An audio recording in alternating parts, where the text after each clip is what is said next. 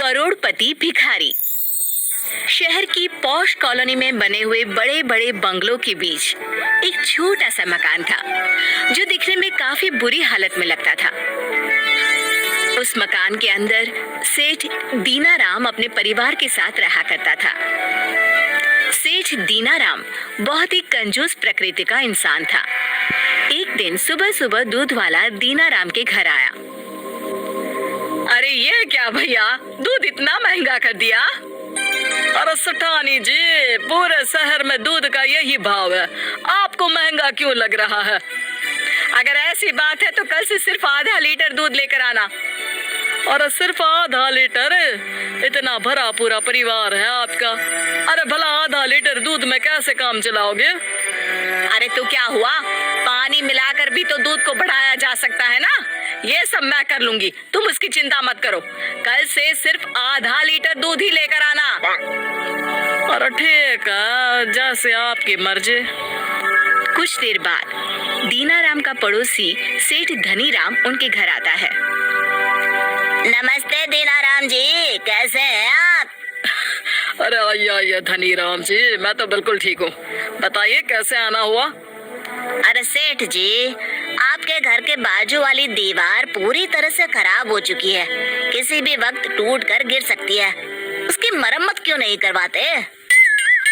अब क्या बताऊं भाई, व्यापार कुछ अच्छा नहीं चल रहा है। कैसी बात कर रहे हैं? अभी पिछले महीने ही तो आपकी दुकान पर लाखों का माल आया है, मैंने खुद अपनी आंखों से देखा था। अरे भाई, अगर व्यापार में घाटा होता तो आप इतना माल कैसे मंगवा लेते? अरे तो इसका मतलब ये तो नहीं ना कि मैं अपना सारा पैसा इस घर की मरम्मत में खर्च कर दूं। मैं तो बस आपको सलाह देने आया था। आप इतने पैसे वाले सेठ हैं, जरा अपने घर की हालत ठीक करवा लीजिए भाई, अच्छा नहीं लगता। क्या फर्क पड़ता है धनीराम जी, घर ही तो है, कौन इतना पैसा खर्च करे? अच्छा ठीक है, जैसी आपकी मर्जी, चलता हूँ मैं। अजी सुनते हैं, हमारे बेटे महेश की शादी के लिए कहीं से रिश्ता ही नहीं आता, जाने क्या बात है। अरे चिंता क्यों करती हो, जब रिश्ता होना होगा अपने आप हो जाएगा। और वैसे भी मेरे पास कल ही एक फोन आया था, लड़की वाले हमारे घर आएंगे अपने महेश को देखने। हैं? ये तो बहुत खुशी की बात है, मैं जल्दी से कुछ मिठाई और नाश्ता मंगवा कर रख लेती हूँ उन लोगों के लिए। अरे कोई जरूरत नहीं, जब तक रिश्ता पक्का नहीं हो जाता तब तक मिठाई और नाश्ता खिलाने की कोई जरूरत नहीं है। अरे बेकार में ही फिजूल खर्ची करने से कुछ अच्छा नहीं होने वाला। एक बार रिश्ता तय हो जाने दो, फिर हम उन्हें चाय पिला देंगे। अगले दिन दीनाराम के बेटे महेश को देखने लड़की वाले आते हैं और उनके मोहल्ले में पहुंचकर बाहर खड़े एक आदमी से सेठ दीनाराम का पता पूछते हैं। अरे भाई साहब सुनिए तो जरा, यहाँ इस मोहल्ले में सेठ दीनाराम जी रहते हैं ना, उनका घर कौन सा है?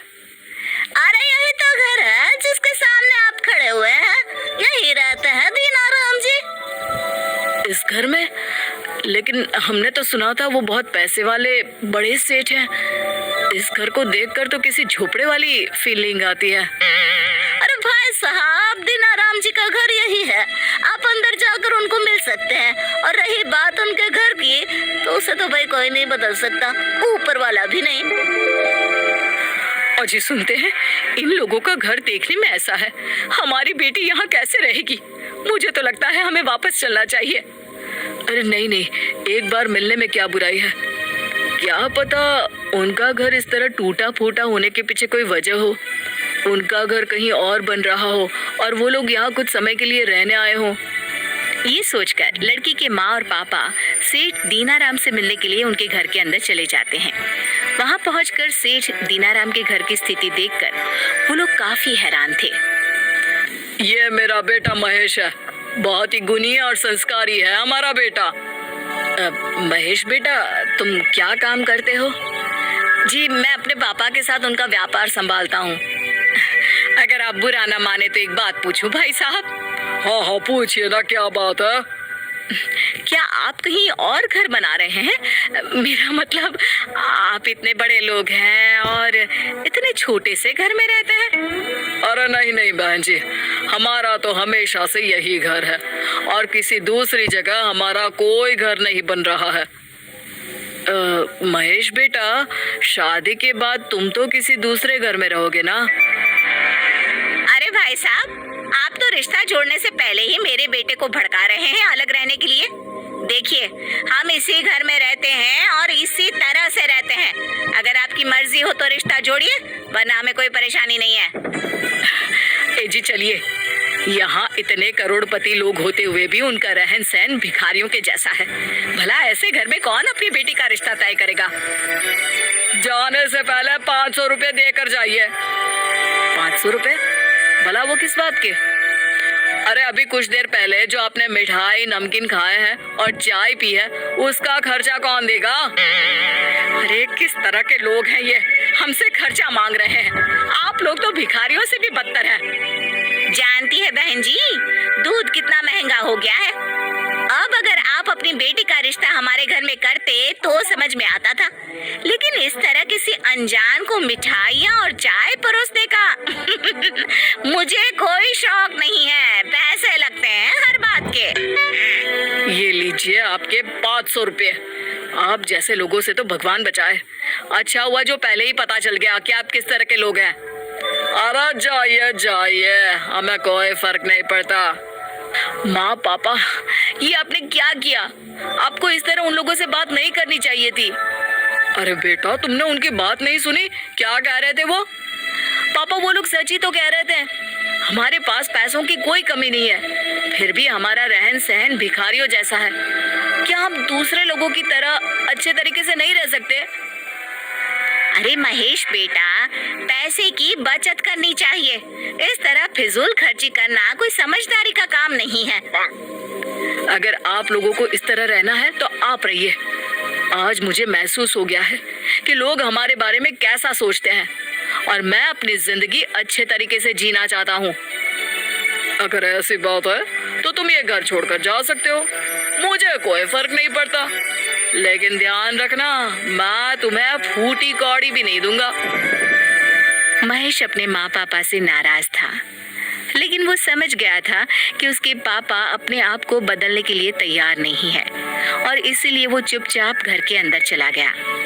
कुछ ही दिनों के बाद दीनाराम बीमार हो जाते हैं। क्या हुआ पापा? इस तरह अचानक आपकी तबीयत कैसे खराब हो गई? अरे बेटा, वो कल दूध थोड़ा सा खराब हो गया था। मैंने सोचा फेंकने से बेहतर है कि तुम्हारे पिताजी को ही दे देती हूँ। लगता है वो खराब दूध पीने से इनकी तबीयत खराब हो गई है। लेकिन आपको ऐसा करने की क्या जरूरत थी? आपको वो दूध फेंक देना चाहिए था। अब देखो, तुम्हारे पापा ने ही मुझसे कहा था कि मैं वो दूध ना फेंकूं, और मुझे क्या पता था कि उसके पीने के बाद इनकी तबीयत इस तरह खराब हो जाएगी। मैं पापा को अच्छे हॉस्पिटल में एडमिट करवा देता हूँ। वहाँ उनका अच्छे से इलाज होगा तो कुछ ही दिन में ठीक हो जाएंगे। और नहीं, अस्पताल में इलाज का बहुत खर्चा आता है। मैं कहीं नहीं जाने वाला। तुम किसी सरकारी अस्पताल से जाकर मेरे लिए दवाइयाँ ले आओ, और ध्यान रखना दवाइयाँ ज्यादा महंगी ना हो। अरे पापा, कम से कम अपनी सेहत के लिए तो पैसे खर्च कर लो। अरे बेटा, ये डॉक्टर ना बिना बात के बहुत सारी फीस ले लेते हैं। अरे कुछ नहीं होता इनके इलाज से। लेकिन महेश जिद करके अपने पिता को हॉस्पिटल में एडमिट करवाने के लिए ले जाता है। कौन है ये आदमी? इसकी हालत देखकर तो लगता नहीं कि इस हॉस्पिटल का खर्चा उठा पाएगा। किसने एडमिट किया है? अरे डॉक्टर साहब, ये शहर के बहुत बड़े सेठ जी हैं। अरे लेकिन इनके कपड़े और हालत देखकर तो ऐसा लग रहा है कि जैसे कोई भिखारी है। डॉक्टर दीनाराम के पास जाता है। सेठ जी, मैं आपका इलाज तो कर रहा हूँ, लेकिन एक सलाह आपको देना चाहता हूँ। आपको अपनी हैसियत के हिसाब से अपना रहन सहन भी बदलना चाहिए। मैं जानता हूँ कि आपकी तबीयत खराब खाना खाने की वजह से हुई है। आप सही कहते हैं डॉक्टर साहब।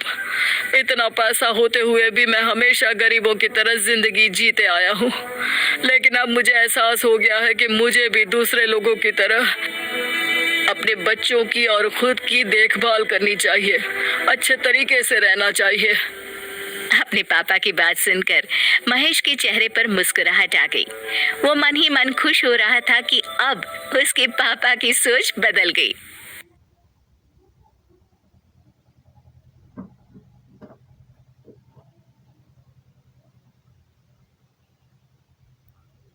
Bye bye.